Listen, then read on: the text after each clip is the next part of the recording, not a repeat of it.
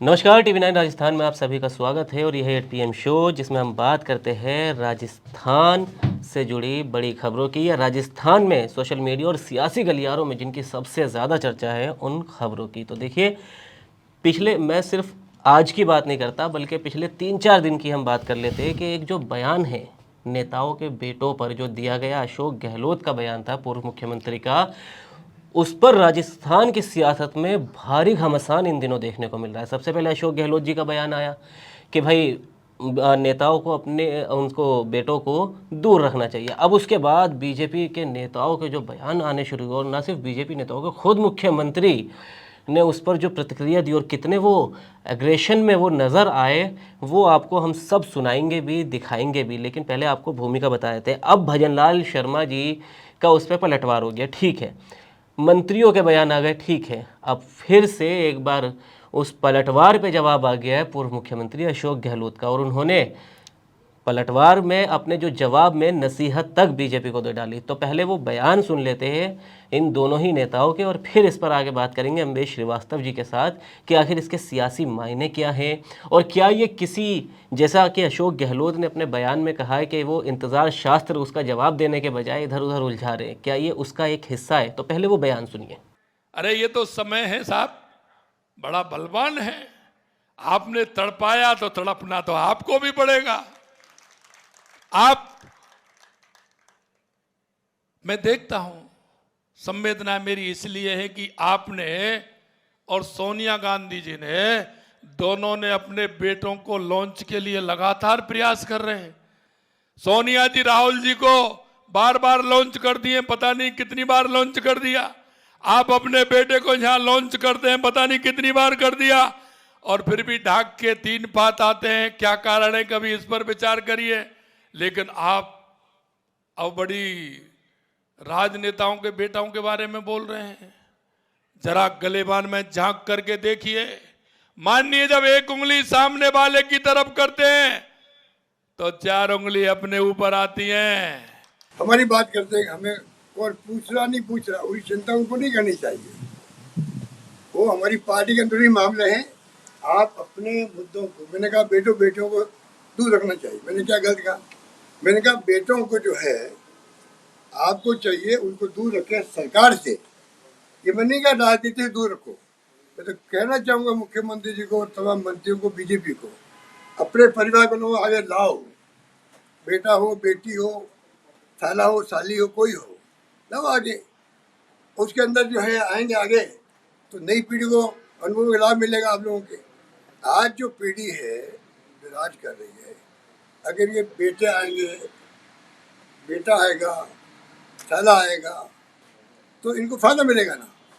जब राजनीति में आएंगे तो इनके खुद का अनुभव का लाभ उनको मिलेगा, आने वाली पीढ़ी को मिलेगा। तो राजनीति में आने में कोई हर्ज नहीं है। सरकार से दूर रखने मैंने बात की थी, उस बात को गोल कर गए।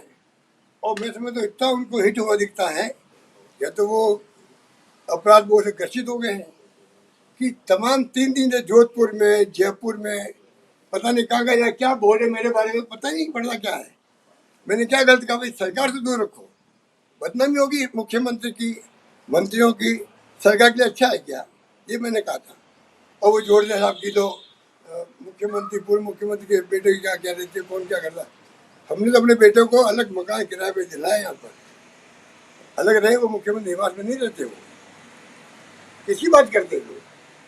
तो ये थे पूर्व मुख्यमंत्री और मौजूदा मुख्यमंत्री के बीच जो जुबानी जंग सोशल मीडिया कहे या सियासी गलियारों में देखने को मिल रही है। अब ये लड़ाई कहाँ तक जाएगी? क्या अशोक गहलोत के इस जवाब के बाद ये यहीं थम जाएगी? क्योंकि उन्होंने नसीहत भी दी है, उन्होंने साथ ही ये भी कहा है कि जो मौजूदा सरकार है वो ऐसी हमने कभी सरकार देखी ही नहीं कि जो अपने जवाब देने से बचने के लिए इधर उधर की बात करती हो। वो सब आपने सुन लिया। तो अम्बेश श्रीवास्तव जी, सबसे पहले ज़रा हमें ये बताइए कि देखिए इसके क्या सियासी मायने, क्या सचमुच सरकार अपनी जो जवाबदेही है उससे बचने के लिए इस तरह के मुद्दों को ज़्यादा प्रमोट कर रही है? क्योंकि देखिए सरकार लगातार अभी कई दिनों से घिरती हुई आ रही है। जब से विधानसभा सत्र चला है उसके पहले से ही विपक्ष काफ़ी मजबूत आ रहा है भजनलाल शर्मा सरकार के बीच, और उन्होंने इस बीच अशोक गहलोत ने यह भी कह दिया है कि भाई विपक्ष को इज्जत देना सीखे, सम्मान देना सीखे सरकार। अब देखिए, आपने जो अभी दोनों बयान सुनवाए जी, अब देखिए अशोक गहलोत जी का वो बयान जो उन्होंने पहले आया कि भाई सरकार से, मतलब उन्होंने सरकार में कहा था कि सरकार में मंत्रियों को, मुख्यमंत्री को, उप मुख्यमंत्री को बेटों का हस्तक्षेप नहीं करवाना चाहिए जी। इससे दोनों की बदनामी होती है, मतलब मंत्री की भी होती है और सरकार की बदनामी होती जी। है। लेकिन वो एक कहावत है ना, राई का ताड़ बनाना, तिल का ताड़ बनाना, तिल का ताड़ पर राई का है पहाड़। ना, राई का पहाड़ बनाना। बीजेपी के नेताओं ने उसको गलत प्रोडक्ट किया। वो प्रवक्ता लक्ष्मीकांत भारद्वाज हों या अविनाश गहलोत हों, अविनाश, अच्छा सबसे भला हो, अविनाश गहलोत तो सचिन पायलट के बेटे को भी लिया बीच में, जबकि कोई दूर दूर तक उनका कोई लेना देना नहीं था, ठीक है, लेकिन उन्होंने उनको भी घसीट लिया। मुख्यमंत्री भजन लाल शर्मा जी ने भी बेटों घसीट लिया, लॉन्चिंग, वो राहुल गांधी भी लिया है, सोनिया गांधी भी लिया है, लॉन्चिंग भी करवाने लगे, है ना, कि फेल हो गए। अब ठीक है, उनकी क्या लॉन्चिंग हुई, कम से कम राहुल गांधी 3 बार लड़े, तीनों बार चुनाव जीते हैं अभी तक, ठीक है, 4, 14, 19 और 4 चुनाव, 4 लड़े, चारों जीते हैं, ठीक है। तो अशोक गहलोत जी ने अब अपने बयान में ये भी कह दिया कि भाई मैंने ये कहा ही नहीं कि राजनीति में ना लेके आओ, राजनीति में तो आप पूरे खानदान को लेके आओ जी। बेटा, बेटी, भाई, भतीजा, उन्होंने सबको कह दिया। उन्होंने तो इवन के साला साली तक लिया है कि भाई आप जिसको चाहो उसको लाओ राजनीति में, कम से कम आप लाओगे तो आपका एक्सपीरियंस और प्लस वो जो नया आएगा उसका अनुभव और आपका एक्सपीरियंस मिलके जनता का ही फायदा होगा जी। तो कुल मिलाकर यहाँ पर अशोक गहलोत जी भाई ऐसे ही नहीं, वो 40 साल 50 साल से राजनीति कर रहे हैं, ठीक है। उनके बयान को आप तोड़ मरोड़ के अगर वो करोगे ना तो आप गच्चा खा जाओगे। और इस वक्त बीजेपी जो है अशोक गहलोत जी के इस बयान पे गच्चा खा गई है। खुद मुख्यमंत्री भजन लाल शर्मा जी भी यहाँ पर गच्चा खा गए कि उन्होंने जो बयान को जिस तरीके, देखिए मैंने पहले ही कहा था, अगर आपको याद हो तो जब हमारी चर्चा हुई तो मैंने कहा था कि हो सकता है उन्होंने अपनी सरकार के टाइम का एक्सपीरियंस लेते हुए ये एक सलाह दी हो, ये एक सीख दी हो। उन्होंने ये बिल्कुल नहीं कहा था और आज उन्होंने अपने बयान में ये चीज़ क्लियर कर दी कि देखिए मैंने ये कहा ही नहीं कि राजनीति में मत लेके आओ, सरकार के कामों में हस्तक्षेप में मत लाओ। और ऐसे कई बार आरोप लगे हैं जब ये कहा जाता है कि मुख्यमंत्री भजन लाल के शर्मा के बेटे जो है वो हस्तक्षेप करते हैं सरकार में या चीज़ों में।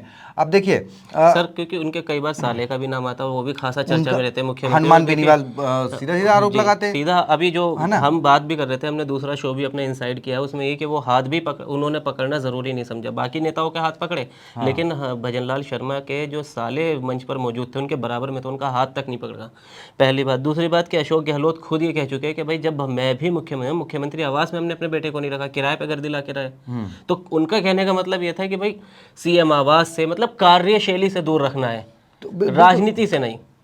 वही बात। और देखिए ना, आप देखिए अविनाश गहलोत जो मंत्री हैं, ठीक है, उनका विपक्ष में देखिए अशोक गहलोत जी ने कितनी बात कहा कि भाई आपका काम है कि मेरे द्वारा लगाए गए आरोपों पर या मेरे द्वारा उठाई गई मांग पर आपको जवाब देना है, लेकिन आप क्या करते हैं, घूम फिर के।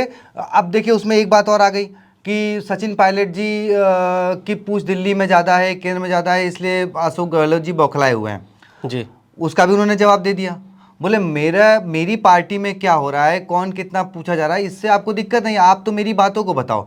देखिए अब तक अशोक गहलोत जी ने जब भी आरोप लगाए हैं, जब भी सवाल खड़े किए, एमएसपी को लेकर हो, बाजरा खरीद को लेकर हो, या अभी पिछले 8 दिनों से वो लगातार पोस्ट कर रहे हैं इंतजार शास्त्र के नाम से, आप बताओ किसी प्रवक्ता ने, किसी बीजेपी के मंत्री ने या मुख्यमंत्री भजन लाल शर्मा जी ने उनके किसी चैप्टर 1 का जवाब दिया?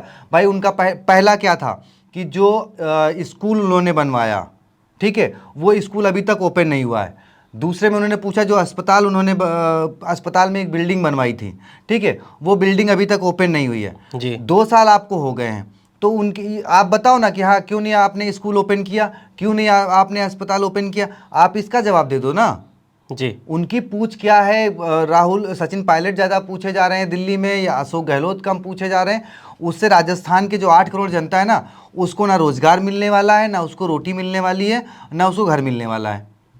तो यहाँ पे जो बात है वो आप सरकार में चुनेगा। आप पिछले बीजेपी सत्ता में आने से पहले तक क्या आरोप लगा रही थी, पेपर लीक है, बड़े बड़े जेल जाएंगे, बड़े बड़े मगरमच्छ हैं, क्या हुआ? गोविंद सिंह डोटासरा से आज तक कोई पूछताछ हुई? बिल्कुल। अशोक गहलोत पे भी आपने डायरेक्ट आरोप लगाए थे कि उनका पीएस या पीएसओ कौन गिरफ्तार हुआ था, पीएसओ, उसमें भी आरोप लगा था उसके ऊपर।